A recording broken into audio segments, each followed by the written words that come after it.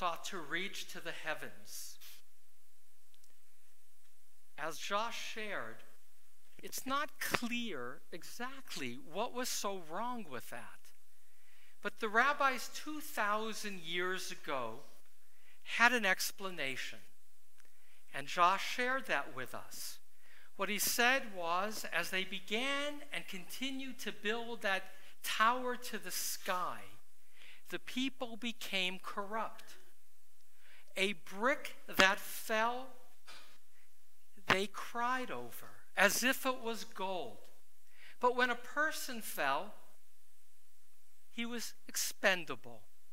For the rabbis, that immorality of being able to make the distinction between the value of human life and possessions made those builders corrupt.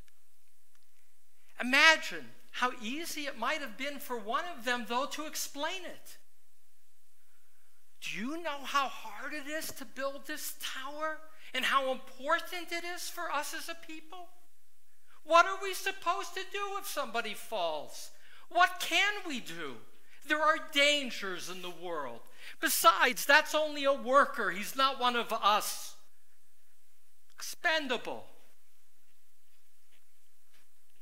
You see, it's easy to read that as black and white. Human life, a brick. But we all know that it's very easy to rationalize our own material greed. There are many flood stories that help explain what's distinctive about how the Torah saw human life. In the old days of Sumeria and Babylonia, in their flood story, because they too perhaps had experienced a shared flooding of the world, they said the gods were angry with the people who were too noisy, and the gods couldn't sleep. And so God wanted to quiet them down, literally to tamp things down with the flood waters that might have, in fact, in ancient time covered the Persian Gulf area. But in our Torah reading that we skipped over today, we have a hero, and that's Noah. Noah, who is able to be righteous for his generation and to walk with God. We don't know exactly what that means either, but for the rabbis it's clear that in a time of Hamas, in a time of violence, in a time of greed, Noah found favor in God's eyes because Noah saw the world from God's point of view. He walked with God. And if God's point of view as the creator is that all people matter, that it is only people that are created in the image of God, and not that brick, and even if it was from gold, it would not matter because a person created in the image of God, that is what is of supreme importance in managing the world. And so, what was different about the Noah story than any ancient story of floods is that God brought the floods because of the immorality, of the selfishness, of the lack of being able to make a distinction between what mattered. And that is why God brought the flood. To say how you act in morality matters. I had a child come home from day school years ago and said, my teacher said, don't worry about climate change. God promised never to bring another flood. I watched Hurricane Michael during the week. And I literally watched it live as the reporter, and you know, these ridiculous kind of images with these reporters with the winds blowing and the rain, and they're standing there.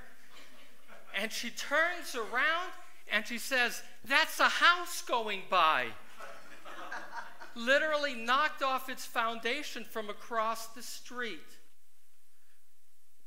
And it's not an isolated incident. Hurricane Katrina, Irene, Sandy, Harvey, Irma, Florence. There have always been floods. That's what our Torah reading was about. But the floods are happening more consistently, more dramatically, and more devastatingly than at any time in the past. Weather has changed. No one can deny that, though some would try. But that's, a fact. There are facts. Weather is a fact. Weather has changed 1.8 degrees on average over where it was 100 years ago. That matters. Linda and I traveled this last year in Nepal.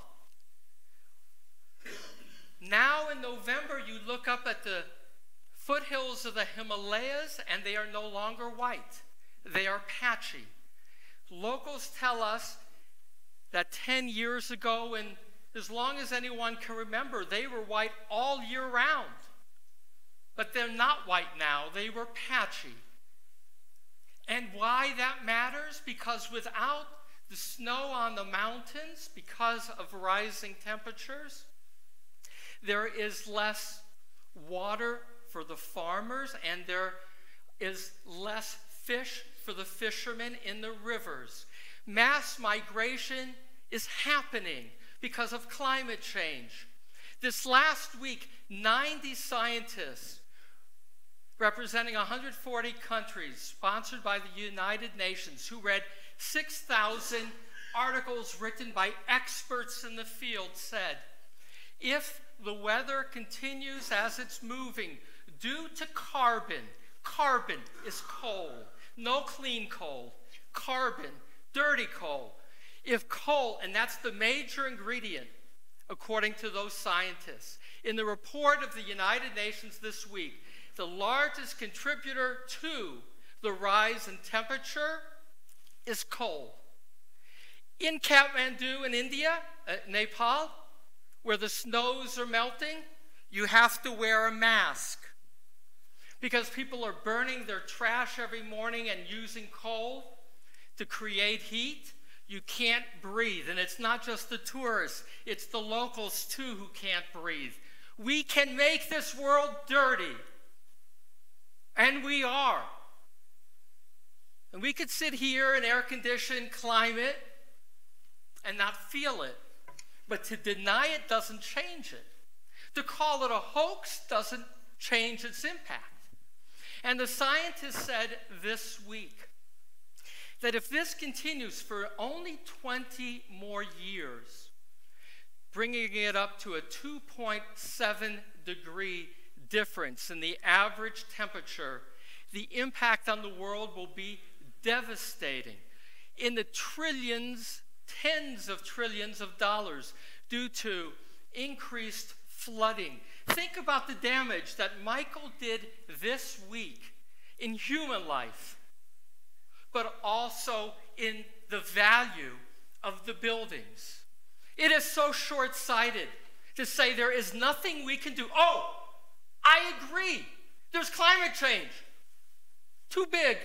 I can't do anything about it. I hear that.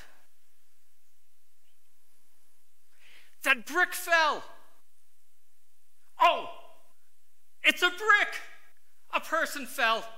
Ah, was he really a citizen? It's replaceable. It pains me deeply to know that our world is in crisis. And I didn't see it in California. I saw it in South Africa, where you have drought, where the desert is so dry that people have to move. And it continues to change. And to deny it is the Tower of Babel. That teacher who said to my son 10 years ago, don't worry about climate change, God promised. She literally said that to him. Don't worry, God promised no more flood. That teacher outraged me. It's maybe 15 years ago. Such stupidity to read the Bible that way. It's the opposite that the Bible comes to teach, comes to preach, comes to guide. We are responsible for this planet. And human life matters. And the only way to make a change is collectively. Go and vote. That makes a difference. What I saw traveling is that selfish leaders undermine Nepal. They just went Maoist, literally, because they chose to identify themselves more with China than India.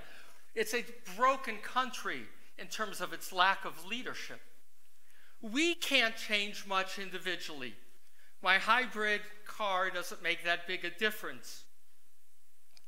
But our leaders can make a difference. That's what that UN report said. Controlling how much carbon is emitted into the atmosphere makes a difference. It's real. It's real. And our leaders on that issue of carbon and how to control it, what they do matters. Quickly. We have ignored this for a long time. Collectively, because it costs money in the short term to respond. It does cost money. Taxes and other things. But what's more important, that brick or that human life? What is the message of Noah? Noah's message, as our ancestors taught us, is that lack of prioritization equals lack of morality. That's morality. To be able to prioritize what's important and to work collectively to make a difference. And if not, the world will get flooded. And the world is getting flooded. 3 times more likely to have intense floods now than it was 50 years ago.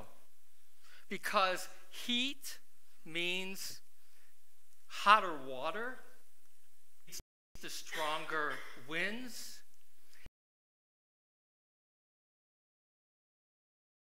I am heartbroken for the people who this week lost so much, particularly their loss of family and life. Ribono Shel Olam, Master of the universe, let us not be so selfish that we rationalize the responsibility to tend to the gifts you have given us. Let us not be so blatantly greedy to ignore science.